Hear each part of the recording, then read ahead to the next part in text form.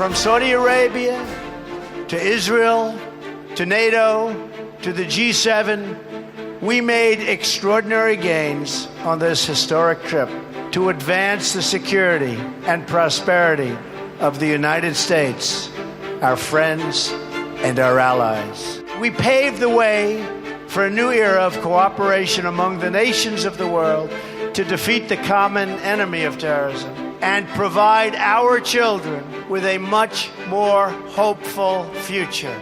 I was deeply encouraged to hear from the leaders of many Muslim and Arab nations that they are ready to take on a greater role in combating terrorism and providing young Muslims in their region with a future of safety and a future of opportunity. I went to Jerusalem, where I reaffirmed our unbreakable bond with the State of Israel. I was awed by the majesty and beauty of the Holy Land and the faith and reverence of the devoted people who live there. All children from all faiths deserve a future of hope and peace.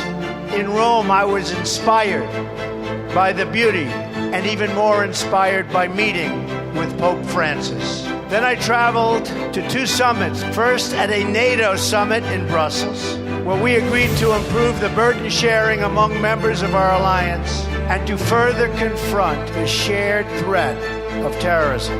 Next, I attended the G7. I laid out my vision for economic growth and fair trade and support of good-paying jobs, and I called for much greater security and cooperation on matters of both terrorism, immigration, migration, to protect our citizens.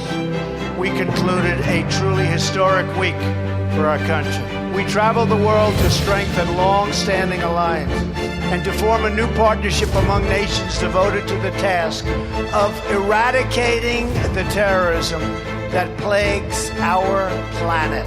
And I am now more hopeful than ever in the possibility that nations of many faiths, many religions, and from many regions can join together in a common cause.